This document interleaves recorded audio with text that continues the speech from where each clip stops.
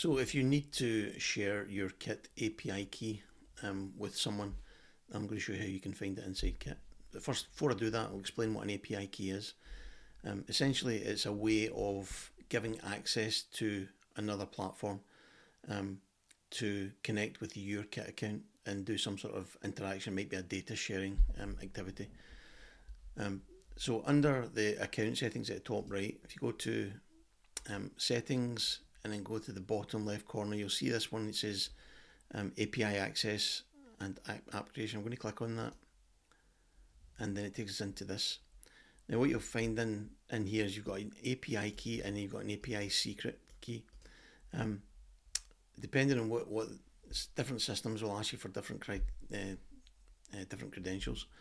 If they ask you for your API key is that you want to copy, just click that little copy button, copies it to the clipboard, and then you can paste it into wherever you need it. However, if they ask you for a secret key, it's this one you need, API secret key, and then you can just click copy and it copies that one to the clipboard.